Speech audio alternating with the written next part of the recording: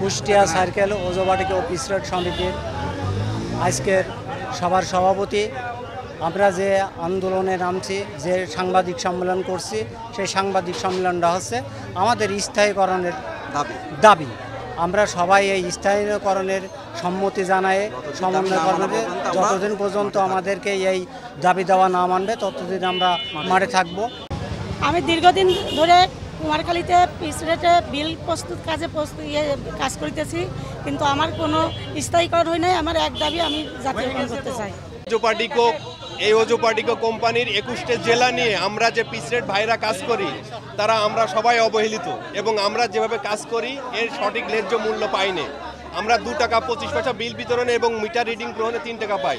তাতে আমাদের এখন চলাচল দুর্বিষয় হয়ে গিয়েছে। আমরা দীর্ঘদিন যাবৎ পিসরেটে কাজ করে আসতেছি। আমরা বিল বিতরণ 2 টাকা 25 পয়সা, মিটার রিডার 3 টাকা, আর লাইনম্যান যেগুলা পায় ওগুলা গ্রাহকের আঙিনায় যে কাজ করবে সেভাবে পয়সা পায়। এজন্যে আমরা চাকরির দাবিতে, চাকরির স্থায়ীকরণের দাবিতে আমরা এই মানববন্ধন। ওজোপাটিকো কুষ্টিয়া সার্কেলের আমার সমগ্র অফিসের পিসরেট এবং লাইন সাহায্যকারী অস্থায়ী ভাইরা এখানে উপস্থিত হয়েছে কুষ্টিয়া সার্কেলের, এবং আমরা আমাদের দাবি হচ্ছে চাকরি স্থায়ীকরণ করতে হবে। এর আগেও আমরা অনেক স্মারকলিপি কাগজপাতি আমরা ওজোপাটিকো হেড অফিসে জমা দিছি। আমাদের আশ্বস্ত করছে যে আপনারা কাজ করেন, আপনাদেরকে অবশ্যই আপনাদের একটা ব্যবস্থা করা হবে। আমাদের কোনো ব্যবস্থাই করে নাই তারা হচ্ছে আমাদের 2014 সালে আমাদের একটা মামুলি একটা রেট 2 টাকা 3 টাকা, এই 2 টাকা 3 টাকা দিয়ে আমাদের চালায়, আর আমার লাইন সাহায্যকারী ভাইদের কোনো বেতনই দেয় না। আমরা আজকে এখানে সমাবেত হয়েছি আমাদের এক দফা এক দাবি নিয়ে। আমাদের এক দফা এক দাবি আমাদের সকলের বয়স শিথিল করে আমাদের এই পিস রেট থেকে বঞ্চিত করে আমাদের হচ্ছে স্থায়ীকরণের ব্যবস্থা করতে হবে। এবং আমরা আজকে দীর্ঘদিন যাবৎ নিরলস শ্রম দিয়ে এই প্রতিষ্ঠানকে আজকে এত সুন্দর জায়গায় দাঁড় করেছি, তার বিনিময়ে আমরা কোনো কিছুই পাই নাই। আমাদের আজকে সংসার চলে না। এর মধ্যে কত ধরনের দ্রব্যমূল্যের দাম বেড়েছে, দেখা যাচ্ছে 20 টাকার আলু 60 টাকা হয়েছে, কিন্তু আমাদের পিস রেটের যে অবস্থা সেই অবস্থাতেই আছি। আমরা দীর্ঘদিন যাবৎ এখানে অস্থায়ীভাবে লাইন সাহায্যকারী হিসাবে কর্মরত আছি। কোম্পানি খালি আমাদেরকে আশ্বাসই দেয় যে তোমাদেরকে সুযোগ দেওয়া হবে, কিন্তু আজও পর্যন্ত কোম্পানি থেকে কোনো সুযোগ আমরা পাই নাই।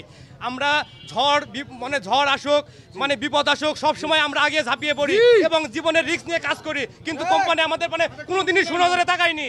আমরা এই জন্যে রাজপথে নেমেছি যেন আমাদের স্থায়ীকরণ করা হয়, এবং আমাদের সাথে সাথে যারা পিস রেট মিটার রিডার এবং বিল বিতরণকারী আছে তাদেরকে অল্প কিছু রেট দিয়ে তাদেরকে রেখেছে, এবং তাদেরও দাবি যে আমাদের সাথে তাদেরকেও যেন স্থায়ীকরণ করা হয়। আমরা সেই দাবিতে নিয়ে মাঠে নেমেছি।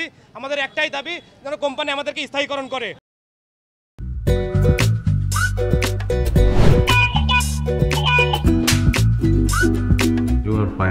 লোকটা একটু মেন্টাল। নিশ্চয়ই এই লোকটা প্রতিদিন বউয়ের সাথে উড়াধুরা ঝগড়া করে আসে।